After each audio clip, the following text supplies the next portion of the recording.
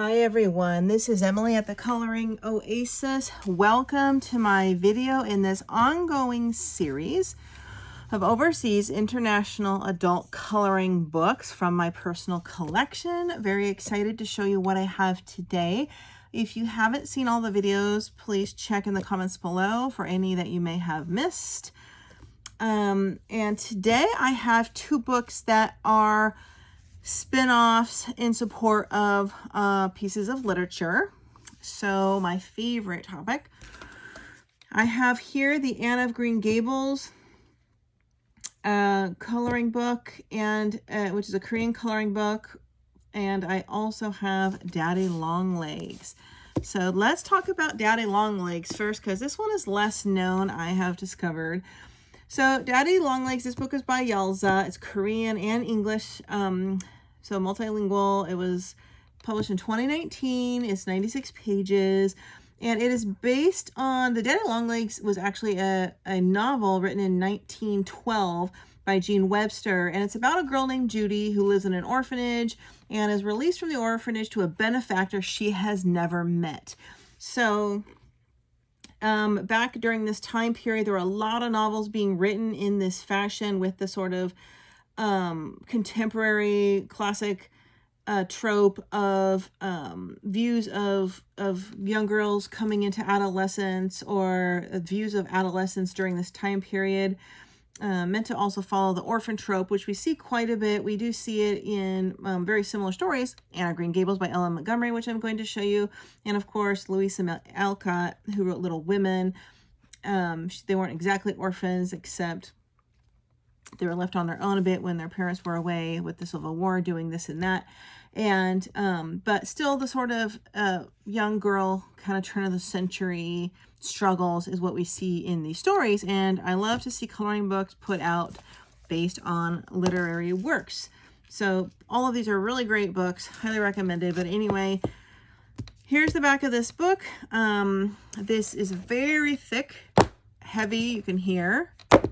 So again, another fantastic quality, very well bound, nice collector style coloring book. Only I get these with my overseas books. If only all of them were like this. The spine has never been cracked on this. I've just been kind of keeping it to show everybody. So it's really a cute book, and it does have, I will show you some bits of info from the story. I like how there's already a little blue. So as far as the novel, these are the characters you would get in the novel. You can see it in two different languages here. We have Jimmy, Julia, Sally, Mr. Jervis, Mr. and Mrs. Simple, and Daddy Longlegs, and of course Joshua, which is Judy. I like how some of the pages here are already colored to bring you into the world that you would see in the story and to give you inspiration. I absolutely love books set in this time period, late 1800s, early 1900s, especially if they're more Victorian era themed coloring books and novels and movies, in fact. So I love seeing the pictures they've already done for you in here. But there are some very strong parallels to Anne of Green Gables in this story. A little more mature. She's a little bit older than Anne. Okay, so the coloring book is laid out to align with scenes you may see in the novel, according by chapter. You get some little snippets of the literature piece here from the book, you know, and then you have a coloring page to represent from that scene. The long lower hall had not been lighted. As she came downstairs, a last trustee stood on the point of departure. In the open door that led to the porte cochere, Joshua caught only a fleeting impression of the man, and the impression consisted entirely of tallness. He was waving his arm toward an automobile waiting in the curved drive. As it sprang into motion and approached head-on for an instant, the glaring headlights threw his shadow sharply against the wall inside. The shadow pictured grotesquely elongated legs and arms that ran along the floor and up the wall of the corridor. It looked, for all the world, like a huge, Wavering Daddy Longlegs. Love, love, love. Love that book. Okay. I did have to read that for my graduate school, for my children's literature thesis project. But I love the coloring pages. A lot of country scenes. We saw that one previously done in the book earlier on. I think she's probably, if I recall, like a 15, 16-year-old, something like that. I think it's been a long time. And then Anne, we know, is like, what, 12? I think 12 when she gets adopted. 12 or 13 by Marilla and Matthew, brother and sister.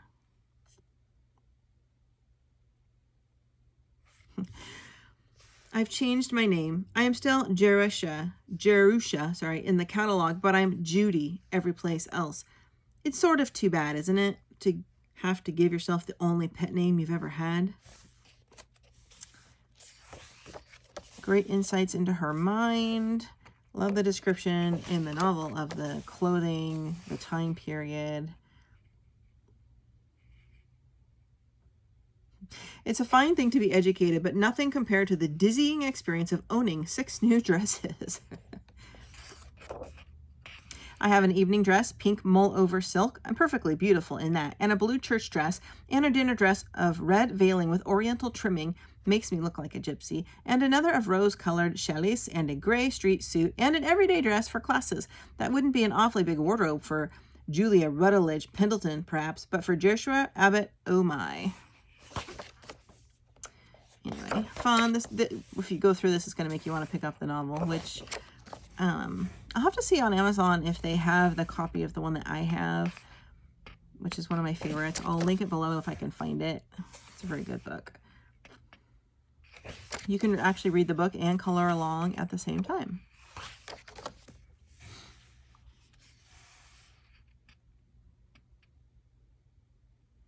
And of course, where she comes to live with her rich benefactor is on a farm, a luscious, beautiful landscapes, similar to what you'd see in Anne of Green Gables. Different environment and continent. But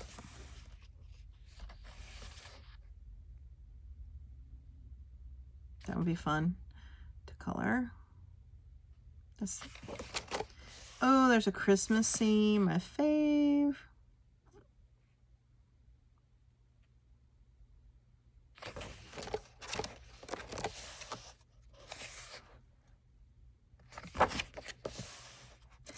She looks like a Gibson girl.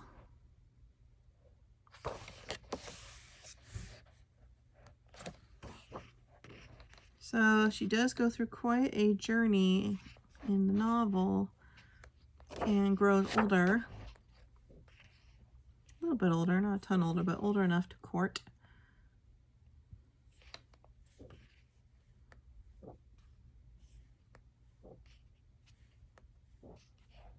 This one's fun with them on the train. And goes to school. I think she goes away to college, as I recall. All the girls in their retro antique. I guess it'd be more antique than retro at this point from this time period. When I think retro, I think 60s and 70s and 80s, but anything earlier than that for the 50s, I think vintage, or older than that, I think antique. Vintage. Ooh, that one's pretty. The epilogue. Don't want to give away the ending. Beautiful book. Beautiful coloring book as well. Nice to have the set of both. I can link those below. I'm not sure if I'll find this on Amazon, but I will look. I think I got that one on Etsy. Let's look at the Anne of Green Gables book. This is a Korean book from 1996. This one I got on Etsy, 1996, from, 96 pages. Yeah, not 1996. I think this one was done in 2019. It had 96 pages. 1996. I'm thinking retro. No, it's not that old. Of course, you know the story, Anne of Green Gables by Ellen Montgomery. So let's just jump in. Similar kind of wallpaper at the beginning here. And also, by the way, this one is also by Yalzza. So these are both by the same illustrator. And again, we have all of the characters from Anne of Green Gables: Anne, Matthew, Marilla, Gilbert, Blythe, Diana Barry, Rachel Lynn. We have some more completed pages here. Love this so much. This one is sweet too. If you haven't seen the series on Netflix, Anne with an E, I think there's 3 or 4 seasons. Highly recommend it. I really love it. It gives a good portrayal of the novel, the first novel. I think it dips a little into the second novel. But of course it has some Hollywood, you know, style spin-offs, but it's really is pretty accurate because I have read the whole book series. Anne of Green Gables is one of my favorite children's novels, which is pretty advanced these days for a children's novel. But love that show, Anne with an E. It's very, very good. Oh, I was close. She was 11, a child of about 11, garbed in short, tight, ugly dress of yellow white. Yeah, she's 11. She just turned 12. I remember in the book somewhere she has a big birthday party, but there's Miss Rachel Lynn. There's Anne and Matthew. Marilla. I think Marilla in the Anne with an E series does an excellent job of portraying Marilla from the book. Both of them, actually. Both she and her brother Matthew, they do an excellent job, like as far as how the characters are portrayed in the book. Like if you've never read Anne of Green Gables or seen any of the movies or that series, and you read the book first, and then how you imagine those characters look, you will not be disappointed. Like when you see Anne with an E, I think that they're very, very well played and well casted.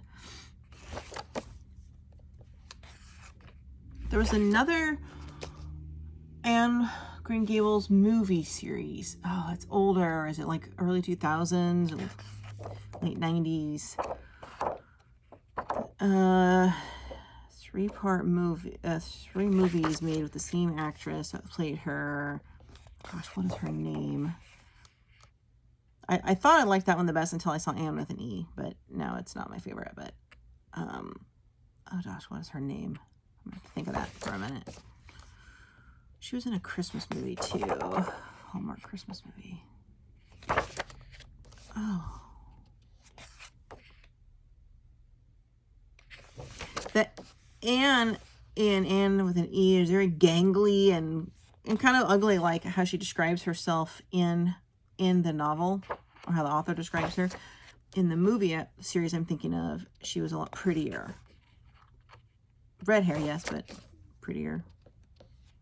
Gosh, what's her name? She is with Marilla.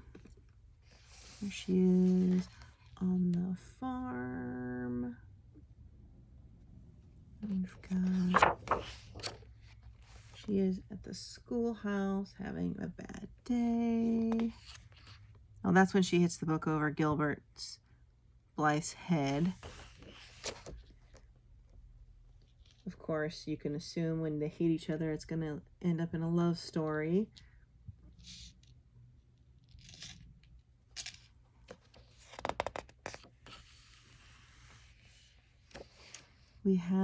She's here with Diana. What's her last name in the series? Her friend Diana.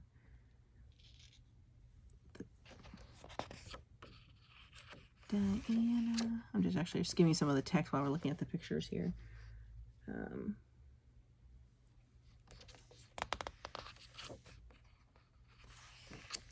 1989 or 7 was that other movie. I'm thinking. Just wait for it to come to me. What is her name? Oh. Who's that? Oh, that's supposed to be Miss Josephine Barry. That's Diana's aunt. The one I'm thinking of was a Canadian version. Megan Fellows. That's her name. Ah, it just came to me. Megan Fellows. That one was good. There was an Anne of Green Gables and then Anne of Green Gables, the sequel, which is really based on like the second movie, and I believe it was like late 80s, so maybe it was like 86 or 88 or something. And the Disney Channel was the first to actually premiere it back then. I don't know where you can find that now, but it was, I know it was a Canadian show. And then they did Anne of the Island and Anne of the Windy Poplars, which is like, I think the third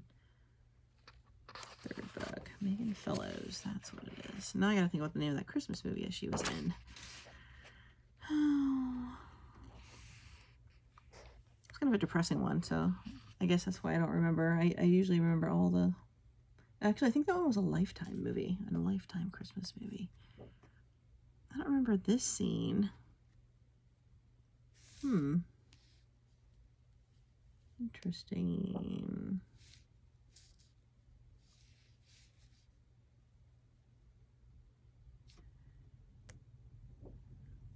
What is the name of that Christmas movie she was in?